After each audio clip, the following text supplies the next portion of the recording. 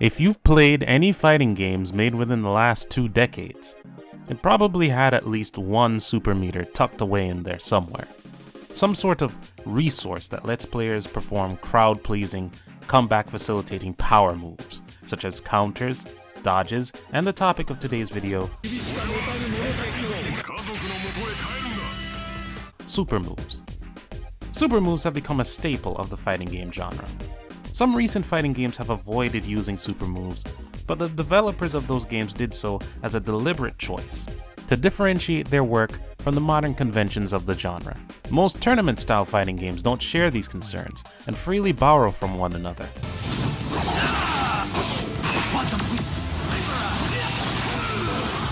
Formation sword! Mega Blaster! Over here! I need more quantum power. He's in, boys! He did it! He said it! So there's a lot of overlap between that specific niche. What's interesting about all this is that super meters are so common, and super moves have a lot of overlap between games, but they have multiple effects on the game itself. For starters, a game's super meter can be one of its centralizing mechanics. In other words, the most definitive part of the game. Even more than the speed of its combat, a particularly powerful character in its roster, or even other mechanics that the game features. And this is true whether it works with other mechanics in specific instances, or if it just dominates a game on its own. Also, most modern games will allow players to influence those things I just mentioned by using the super meter as a resource. I really want to talk about 2 specific games, and how their super meters affected the directions they veered off into. But before I can do that, I've got to make sure you and I are on the same page about where the concept of super meter comes from, why a specific form of it became the standard of the genre, and what happens when more than one type of super meter shows up in the same game. The way I see it, super meters are part of a long trend of game mechanics that look cool and make players feel strong. I think it's safe to speculate that they branched off from stuff like screen clearing bombs, POW gauges, power-ups, and the like. But I don't want to chart out anything more specific than that, because tons of games have gauges, and anyone could point at one of them and make a good case that they inspired the modern super meter. You could say, for example, that Capcom came up with meters after their work on Willow, but that's a take I'm not brave enough to make. What I can say with confidence is that the 2 earliest examples of the super meter are found in SNK's Samurai Shodown, aka Samurai Spirits, which was originally released in... hold on. Let me get this out of the way. Which was originally released in 1993, and Capcom's Super Street Fighter II Turbo, aka Super Street Fighter II X Grandmaster Challenge, which came out a few months later in 1994. I wonder why no one makes fun of that Grandmaster Challenge part. It's just as silly as every other adjective Capcom's ever used. Whatever. We'll call it Super Turbo for short. Samurai Shodown came first, and it features the Rage Gauge. Each player's Rage Gauge increases only when they take damage. When a gauge fills completely, it catches fire, and the player characters turn beet red. These visual changes are paired with increased damage on the enraged character's attacks, and the ability to use a special technique that rips a chunk out of the other player's health gauge and knocks their weapon away. SNK had used POW meters in other games, and it functioned in very similar ways in those other titles. Psycho Soldier, for example, had a POW gauge that increased whenever players picked up an item, and the player's attacks increased in power as the gauge increased. The game rewarded solid knowledge of the stages and enemy patterns with lots of power-ups, and when that was coupled with solid choices and some good luck early on, players could pump up Athena or Kenso early on and coast through the rest of the game. At least until the later stages anyway, but those are cheap as hell to begin with, so whatever. But in Samsho, the emphasis is on payback. If a player's rage gauge is full, it's usually because they took a beating, either from the other player or the game itself. Samurai Shodown was a very busy game after all. Food and bombs were tossed onto the stage from time to time, and that added a random element to the competition. If that element consistently went one player's way, it'd be enough to give said player a consistent advantage. The rage gauge could turn things around, possibly in one blow, although it's not quite an equalizer, because a player on the receiving end of a rage-boosted onslaught just might be able to enter rage themselves before they die. It's definitely more of a comeback mechanic. Everything about it lights a fire under the affected players' butts, driving them to make the most out of it before time runs out, while the other players have clear visual clues to stay away as far as possible. Playing into those incentives or counteracting those incentives by turtling with rage or disrespecting rage on defense all skew the flow of a match by a huge margin. The rage gauge, along with the food, hazards, and bonus points items, were there to break up the sort of tense stare downs that could crop up, and while the items were eventually scrapped over the course of the series, the rage gauge is still there and plays the same role it always has, for better or worse. A few months after Samurai Shodown made its debut, Capcom released the ultimate version of Street Fighter 2. Penultimate. Antepenultimate. Pre-antepenultimate. The pre-antepenultimate version of Street Fighter 2 that's treated as viable for competitive play. Super Turbo. I got nothing against you, Turbo Revival, but this video's not about you right now. After years of refinement and addition to Street Fighter 2's framework, Capcom decided to give the series one last hurrah while they prepared to kick off the Alpha/Zero series. It's worth noting here that the previous revision, Super Street Fighter 2, No Mayo, was supposed to be the big send-off for the series, or at least most likely. But many fans complained about the original version of this game because it lacked the speed of its predecessor, Hyper Fighting, and over time, players would discover that the game had some wildly imbalanced tech, and not in the fun way. One way or another, Capcom would have probably made another revision anyway, just to leave a good last impression. However, the developers were not content to boost the game's speed, bust T-Hawk's kneecaps, and call it a day. No. They decided to really put the super in Super Street Fighter 2 by adding the super meter. What was once a simple adjective thought up for marquee value had become a legit mechanic in the game itself. By performing and landing special moves, players could build up this meter, and once it was full, they could perform a super combo. Not all supers were created equal, but all of them were eye-catching, and if they landed, they could really turn a match around. This comeback mechanic was one of the most substantial additions to the Street Fighter formula, and practically speaking, it's probably a permanent addition. I mean, really, can you see it going away anytime soon? I can't. So, on the one hand, we have Rage Meter, and on the other hand, we have Super Meter. You might already know that the Super Meter has become the default because you've heard me treat it as such in this very video, or because you know that when most people talk about fighting games, they call super moves, regardless of what the in-game term is, much like how older folks call video game consoles Nintendos, PlayStations, or Xboxes based on when their childhood took place. The Rage Meter, on the other hand, is rarely imitated, and while SNK implemented similar mechanics in other fighting games, like the King of Fighters POW and Advanced Meters, or Fatal Fury's Power Bar, those are also rarely copied or modified by other players. But why are Super Meters the default? Is it because Street Fighter is more popular than Samurai Shodown? Yeah, actually, that's probably it. Samsho was a big deal back in the day, but Super Turbo was even bigger than that.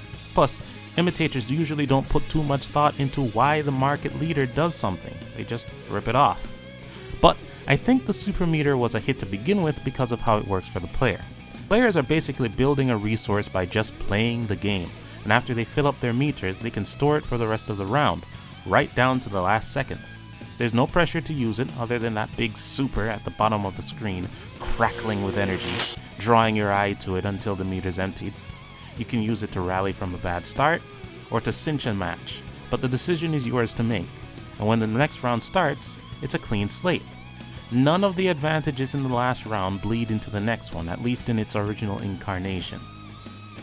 With the Rage Meter and some of its derivatives, you don't get that choice. The players can't store it, and it'll eventually go away. Their rage flares on between rounds, but that has both advantages and disadvantages. If a player with rage loses the round, they still have an advantage in the next round, and if that player lost instead, that rage won't be wasted. But every hit they take in that state is life that's lost, life that could have gone into an empty meter instead.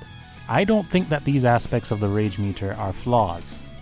I'm sure that the combat designers were well aware of these aspects when they put the game together. And even if they didn't know by Sam Show 1, they probably caught on by Sam Show 2. That said, after the second entry, SNK and associated developers have experimented with rage gauges in almost every subsequent game. Sam Show 3 let players charge the gauge manually, and even added an option to let players play at max rage in exchange for the ability to block. Hit the happy button. They're there for you to win. Damn. Along with other changes, this led to big damage all around, although I don't think that option in particular is pretty common in competitive play. But I could be wrong, I don't know, I don't really play that game. Sam Show 4 added rage explosions, invulnerable bursts, which turned the gauge into a proper timer and added a few moves at the cost of removing the gauge of the player that used it after the timer ran out. 5 Special let you meditate and turn that rage into mental clarity, which tied into a different mechanic altogether. 6 turned rage gauges into grooves. If you're familiar with CVS2, you know what that means.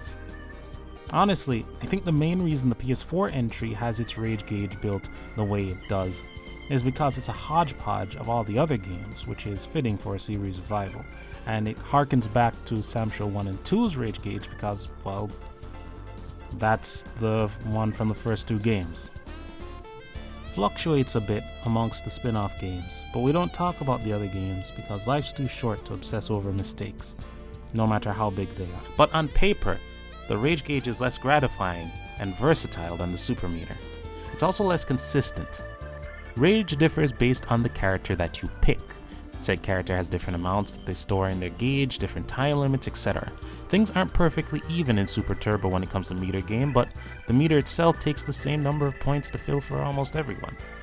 Competitive players love consistency in their games because consistent factors can be understood, anticipated, and dealt with in time. These qualities add to a game's depth and make a game less frustrating to learn. And you may not know this, but casual players love consistency too, even if they don't codify it with those exact words. Something that goes over well with the competitive crowd tends to work out with the casual set too. Anyone who lived through Super Turbo's heyday, or reads old message boards that mention the game like me, knows that some players considered super combos to be crutches for scrubs, but even then, that consistency was there, which is why anybody who had the stomach for supers and what they represented could cope with Super Turbo and everything that followed it. Now, rage is part of Sam Show's identity, so it's never going to change, and in my opinion it shouldn't. We need at least one series like Sam Show out there because it's generally a good series, and we already have Sam Show, so why mess with a good thing? That tension between the tempting raw power that rage gives and the thoughtful, technical play that is usually rewarded otherwise is what makes the Sam Show series so exciting. And note that I did not say slow. If you can think about 5 bits of tech while you buffer an OS in 2 seconds, that's still thoughtful technical play. But again, that's Sam Show. Other games have developed similar mechanics, but they didn't replicate the gauge so much as they cannibalized it. The POW meter and power meters from KOF and Fatal Fury respectively kept the time nature of the meter, but their versions of the rage meter didn't stick around forever. KOF eventually broke away from POW meters, and when they reintroduced time power-up states with the Neomax mechanic, they abstracted the increase in damage. You didn't get a flat damage increase on your moves, you gained the ability to add more moves to your combos, and to use a specific class of powerful moves while your characters were in that state. Likewise, Fatal Fury's power meters, introduced in Real Bout Fatal Fury, were very similar to Sam Show's POW meters, but Fatal Fury already had a gimmick for increased damage. When your health is low, players gained access to desperation moves, big flashy supers in their own right that could be used as often as players wanted.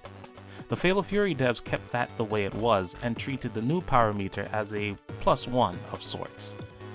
Healthy characters with a full meter could spend it on 1 DM, and half-dead characters could use it for a super desperation move, which was either a stronger version of the desperation move, a new move, or in the case of Geese Howard, both, because he's Geese and you're not. Fatal Fury's super meters still lit a fire under players' feet, but there wasn't as much pressure to make the most of it.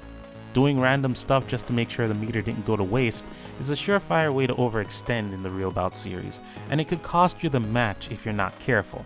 When the Fatal Fury developers shifted gears with Garo Mark of the Wolves, they adopted a stock super meter instead. Consistency, again, probably had something to do with it. The timer was gone, the damage gimmick was changed into something called a TOP, which lets you pick when and how much extra damage you could land based on your life bar.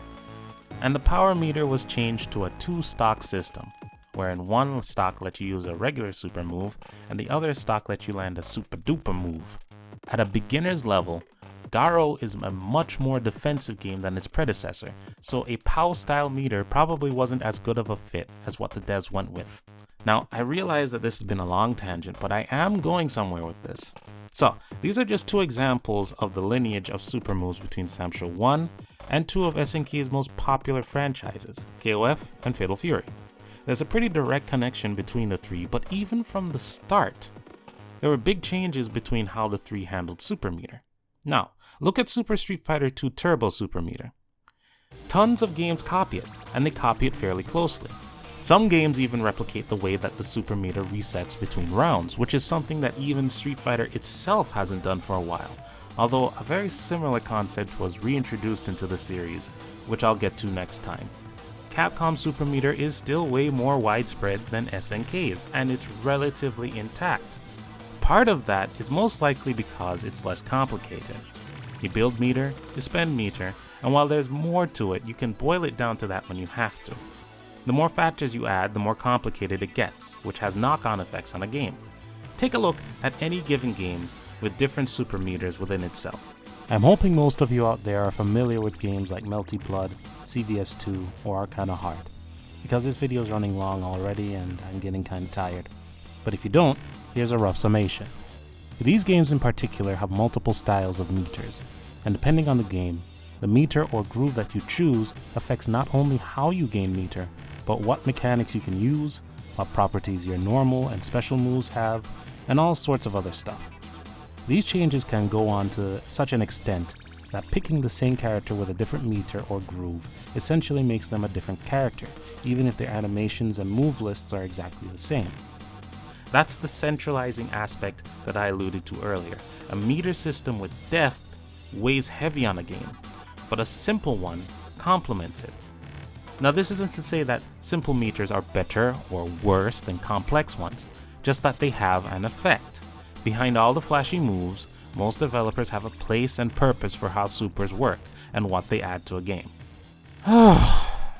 So, now that I've got all that off my chest, and you know where I stand on what super meters are all about, I can dig into the specific games I want to talk about next time. Until then, feel free to talk amongst yourselves or to ask me any questions.